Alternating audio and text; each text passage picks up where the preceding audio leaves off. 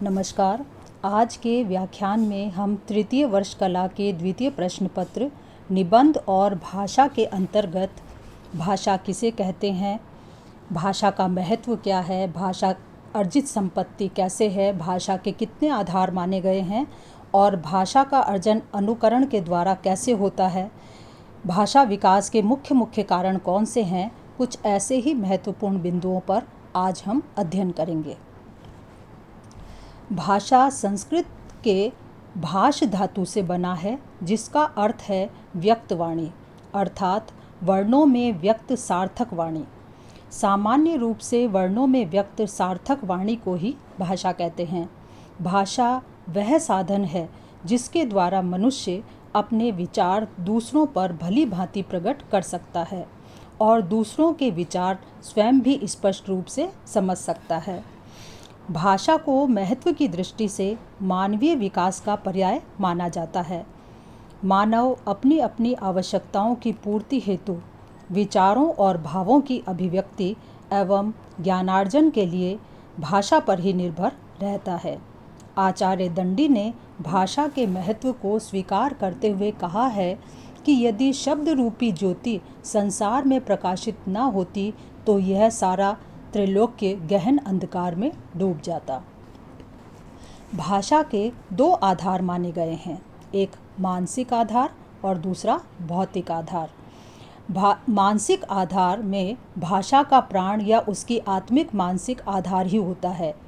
इसी के कारण भाषा का जन्म हुआ है, जिसका मानसिक आधार के भाषा का अस्तित्व इसके बिना नहीं हो सकता था। मनुष्य अपने भावों विचारों को व्यक्त करने के लिए भाषा को स्वीकार करता है। इस तरह भाषा और विचार का अटूट संबंध है। भाषा यद्यपि पैतृक संपत्ति की तरह माता पिता आदि से संतान को प्राप्त होती है और इसका विकास वंशानुक्रम से होता रहता है, फिर भी इसे अर्जित संपत्ति माना जाता है। यह अर्जित संपत्ति इसलिए है कि इसके भंडार को हर कोई प्रयोग करता है। भाषा का व्यवहार भाषा के कोश को रिक्त नहीं करता, अपितु समृद्ध करता है।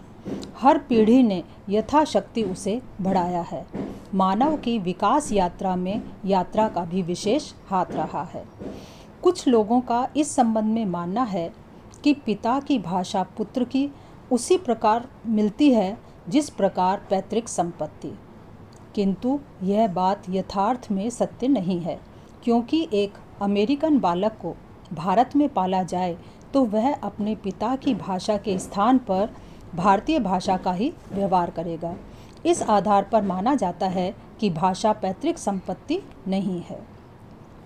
भाषा अर्जित और समाज से संबद्ध होती है। यह अर्जन का कार्य अनुकरण की विधि से संपन्न होता है। बालक अपनी माँ के अनुकरण पर दूध, रोटी, बाबा, मामा आदि सीखता रहता है और बढ़ती हुई आयु के साथ भाषा की गणना प्राप्त करता जाता है। अतः भाषा सीखने में मनुष्य अनुकरण का सहारा लेता है। यूनानी दार्शनिक अरस्तु ने अनुकरण को मनुष्य की मुख्य शक्ति बतलाया है। भाषा विकास के प्रमुख कारणों में पहला कारण भाषा की कठिनता से सरलता की ओर ले जाने की स्वाभाविक प्रवृत्ति के कारण और दूसरा अन्य प्रभाव के कारण एक भाषाभाषी दूसरे के संपर्क में आते हैं तो एक दूसरे से प्रभावित होते हैं। कह सकते हैं हम कि भाषा विकास के प्रमुख कारणों में पहला कारण आंतरिक वर्ग और दूसरा कारण बाहरी प्रभाव है। सामान्यतः कोई बोली तभी तक बोली रहती है जब तक उसमें साहित्य का सर्जन पर्याप्त मात्रा में ना हो और उसे धर्म या राजनीति के कारण महत्व प्राप्त ना हो। साहित्य, धर्म या राजनीति में महत्व पाकर बोली भाषा का स्थान प्राप्त कर लेती है। जैसे अवधी और ब्रज कभी बोली थी, लेकिन साहित्य सृजन की अधिकता के कारण वे दोनों भाषा रूप में प्रतिष्ठित हो गईं। एक भाषा क्षेत्र में जहाँ कई बोलियाँ होती हैं, किसी एक बोली को आदर्श भाषा मानकर पूरे क्षेत्र में उसका प्रयोग होने लगे तो उस भाषा को आदर्श भाषा कहा जाता है। इस संपूर्ण क्षेत्र के साहित्य सृजन के लिए भी उसी का प्रयोग होने लगता है। उसका प्रभाव आसपास की बोलियों पर भी पड़ने लगता है, जैसे आज की खड़ी बोली ने ब्रज, अवधी, भोजपुरी आदि को प्रभावित किया है। गुप्त भाषा इसी में बनाई जाती है, ये विकसित नहीं होती। गुप्त भाषा का प्रयोग चोर, डाकू, क्रांतिकारी, पुलिस और मिलिट्री आदि करती हैं। कोड लैंग्वेज इसी गुप्त भाषा की श्रेणी में आती है। गुप्त भाषा और सामान्य भाषा में अंतर होता है कि गुप्त भाषा गुप्त बात के लिए तैयार की जाती है, यह सामान्य भाषा से दूर होती है, जबकि सामान्य भाषा प्रचलित भाषा से मिलती जुलती होती है, जिसको सहजता से समझकर उसका व्यवहार किया जा सकता है। बोली और भाषा में अंतर यह हो सकता है कि सामान्य रूप से तो बोलचाल के प्रयोग में आने वाला साधन बोली है तथा साहित्य में प्रयोग आने वाला साधन भाषा है। वैसे दोनों की भाषिक संरचना के अवयव समान ही होते हैं।